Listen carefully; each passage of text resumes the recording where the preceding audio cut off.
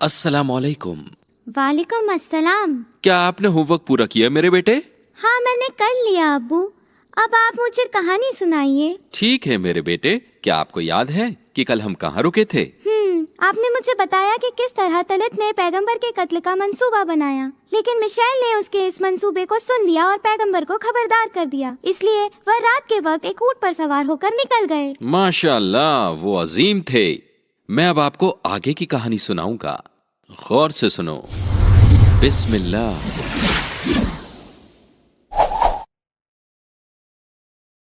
पैगंबर दाऊद अलैहिस्सलाम बादशाह बन गए।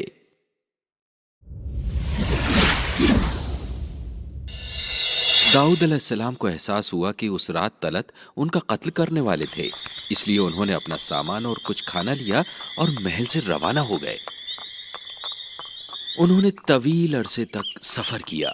तब उन्हें पहाड़ के उरूज पर एक गार मिली। उन्होंने फैसला किया कि कुछ वक्त आराम करने के लिए ये एक अच्छी जगह है।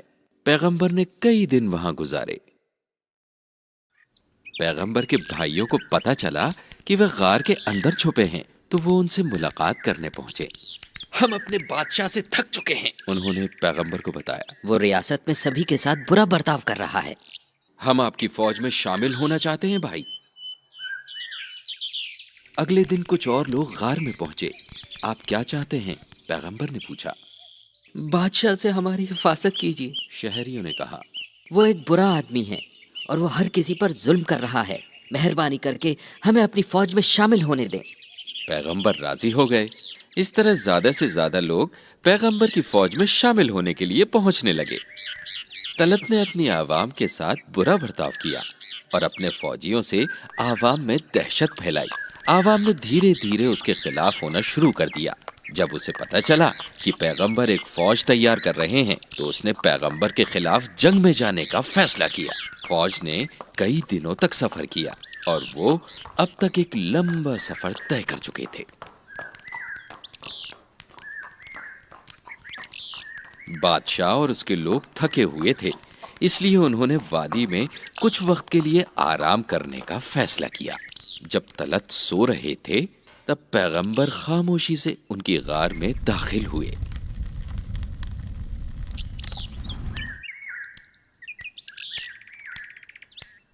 उन्होंने उसकी शमशीर ली और तलत के लिबास से एक हिस्सा कतरन काट ली।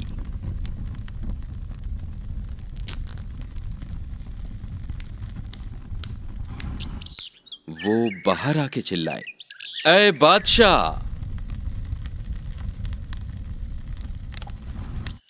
बादशाह उठे और गार के बाहर आए। उसने पैगंबर को अपने आदमियों के साथ खड़े देखा। तुम यहां मुझे कत्ल करने के इरादे से आए हो?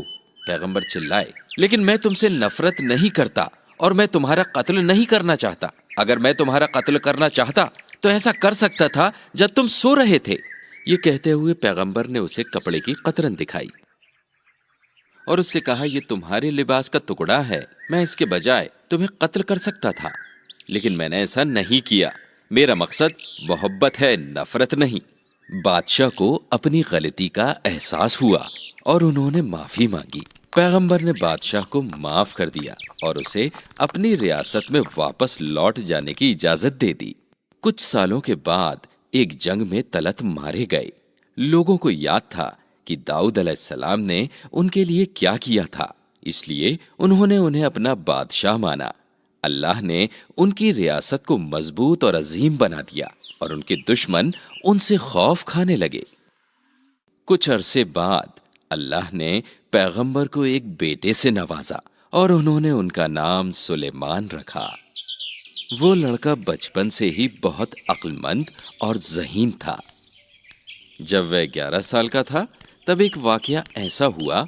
एक दिन दाऊद अलैहिस्सलाम हमेशा की तरह अपनी आवाम की मुश्किलातों को सुन रहे थे। तब दो आदमी उनके पास आए। उनमें से एक के पास एक खेत था। खेत के मालिक ने कहा, ऐ मेरे अजीज पैगंबर, इस आदमी की भेड़ कल रात मेरे खेत में आ गई और मेरे सारे अंगूर खा गई। अब मेरे पास कुछ नहीं बचा। मेहरबानी करके उसे मेरा खामियाजा देने के लिए कहें। उसने रोते हुए कहा, क्या ये सच है? पैगंबर ने भेड़ के मालिक से पूछा। ہاں جناب، اس نے جواب دیا۔ پیغمبر نے سوچا اور کہا، میں نے فیصلہ کیا ہے کہ آپ اسے اس کے نقصان کے خامیازے کے طور پر اپنی بھیڑ دے دیں۔ لیکن جناب، بھیڑ ہی میرا سب کچھ ہے، آدمی نے کہا۔ اور تبھی سلیمان بول اٹھے، میرے پاس ایک ترکیب ہے۔ کیا ترکیب ہے؟ پیغمبر نے پوچھا۔ تب ان کے بیٹے نے کہا، بھیڑ کے مالک کو کھیت میں کام کرنے دو جب تک کہ انگور دوبارہ نہیں اگتے۔ کھیت مالک اون اور دودھ کا استعمال کر کے زندگی بسر کر سکتا ہے جب تک کہ اس کی فصلیں واپس نہ ہو جائیں، اور جب انگور تیار ہو جاتے ہیں تو کھیت مالک اپنے کھیت کو واپس لے سکتا ہے اور بھیڑ کو اس کے مالک کو لوٹا سکتا ہے۔ پیغمبر حیران تھے۔ یہ ایک عمدہ فیصلہ ہے۔ اس علم کے لیے آپ اللہ کا شکریہ ادا کریں۔ آپ واقعی عقل مند ہیں۔ دونوں نے سلیمان کا شکریہ ادا کیا کیونکہ یہ ان کے لیے بہتر فیصلہ تھا۔ بھیڑ کا مالک بھی خوش تھا کیونکہ اسے اپنی بھیڑیں نہیں دینی تھی۔ اللہ نے اصل میں سلیمان کو علم سے نوازا تھا جو انہیں اپنے والد سے وراثت میں ملا تھا۔ پیغمبر داؤد علیہ السلام ایک انصاف پسند اور مذہبی حکمران تھے جو اپنے لوگوں کے لیے امن اور برکت لاتے تھے۔ اللہ نے انہیں ایک پیغمبر کا درجہ بھی عطا کیا تھا۔ انہوں نے اپنی سریلی آواز کی مدد سے اللہ کا کلام اپنے لوگوں تک پہنچایا۔ جب انہوں نے زبور کو پڑھا تو لوگوں نے ان کی بات مانی۔ انہوں نے جو کلام کہے وہ بہت مقبول ہوئے اور لوگوں کے ذہن میں اتر گئے۔ بھلے ہی وہ بادشاہ تھے لیکن وہ شان و شوکت سے نہیں جیتے تھے۔ انہوں نے محل کے خزانے کا استعمال کبھی اپنے لیے نہیں کیا۔ وہ اسلحہ بنانے کا ہنر جانتے تھے، اس لیے وہ خود اسلحہ بناتے اور فروخت کرتے تھے۔ پیغمبر اسی رقم سے اپنا گزر بسر کرتے تھے۔ پیغمبر نے اپنے کاموں کو دن کے 4 پہروں میں بانٹ دیا تھا، ایک روزی روٹی کمانے اور آرام کرنے کے لیے، ایک اپنے خدا کی عبادت کرنے کے لیے، ایک اپنے لوگوں کے لیے، اور دن کا آخری پہر اپنے مذہبی بیان دینے کے لیے۔ ایک دن پیغمبر ہمیشہ کی طرح اپنے حجرے میں دعا کر رہے تھے۔ انہوں نے اپنے سپاہیوں کو حکم دیا کہ ان کی عبادت میں کسی بھی طرح کا خلل نہ پہنچے۔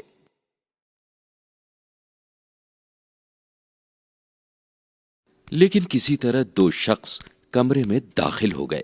جب پیغمبر کی عبادت میں خلل پہنچا تو انہوں نے ان سے غصے میں پوچھا، کون ہو تم؟ ڈرو مت، ان میں سے ایک نے کہا، ہمارے بیچ ایک تنازع ہے اور ہم آپ کے فیصلے کے لیے یہاں آئے ہیں۔ کیا بات ہے؟ پیغمبر نے پوچھا۔ پھر پہلے شخص نے کہا، یہ میرا بھائی ہے، اس کے پاس 99 بھیڑیں ہیں اور میرے پاس صرف ایک دن انہوں نے کہا کہ اسے میرے حوالے کرو اور مجھ پر حاوی ہو کر میری بھیڑ ہڑپ لی۔ یہ میرے ساتھ ناانصافی ہے، مہربانی کر آپ انصاف کیجیے۔ پیغمبر نے دوسرے شخص کی بات سننے کے لیے انتظار نہیں کیا اور جلد بازی میں کہا، اس کے پاس بھیڑیں تھیں پھر بھی اس نے تمہاری بھیڑ ہڑپ لی۔ پھر اچانک وہ دونوں شخص ایک بادل کی طرح غائب ہو گئے۔ تب پیغمبر نے محسوس کیا کہ وہ اللہ کے بھیجے ہوئے فرشتے تھے اور وہ انہیں سبق سکھانے آئے تھے۔ پیغمبر کو احساس ہو گیا کہ دونوں کی دلیلیں سنے بغیر انہیں فیصلہ نہیں سنانا چاہیے تھا۔ انہیں اپنی غلطی کا احساس ہوا اور پریشانی میں وہ زمین پر گر پڑے، اپنے رب سے معافی مانگی اور پھوٹ پھوٹ کر روئے۔ اللہ نے انہیں معاف کر دیا اور پیغمبر لمبے وقت تک حیات رہے۔ پیغمبر نے اللہ کی مرتے دم تک عبادت کی۔ روایت کے تحت ان کی موت پر 4000 عالموں اور ہزاروں لوگوں نے غم کا اظہار کیا۔ دفنانے کے دن دھوپ بہت تیز تھی اور جو لوگ آئے تھے ان کے لیے یہ مشکل وقت تھا۔ تب سلیمان نے پرندوں کو بلایا۔ ہزاروں پرندوں نے آ کر آفتاب کو ڈھک دیا۔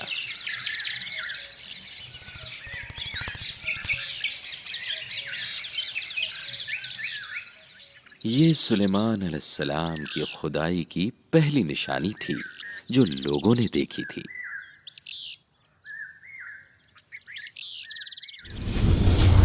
آفتاب کو ڈھکتے پرندے، ماشاء اللہ، بے مثال تھا۔ تو کیا آپ کو کہانی پسند آئی؟ مجھے بے حد پسند آئی ابو۔ ٹھیک ہے، تو آپ سوالوں کے لیے تیار ہو؟ हाँ, मैं तैयार हूँ। तो मुझे बताओ कि आवाम पैगंबर की तरफ क्यों होने लगी? लोग तलत के जुल्म से परेशान थे, इसलिए वो पैगंबर के साथ हो लिए। बिल्कुल सही। क्या पैगंबर ने तलत को कत्ल किया जब वह सो रहा था? नहीं, पैगंबर ने तलत के लिबास का एक हिस्सा काट लिया और उसका नेजा ले लिया था। ऐसा उन्होंने क्यों किया? पैगंबर ने तलत को दिखाना चाहा कि वो किसी को भी कत्ल नहीं करना चाहते थे, भले ही उनके पास मौका हो। बहुत खूब मेरे बेटे।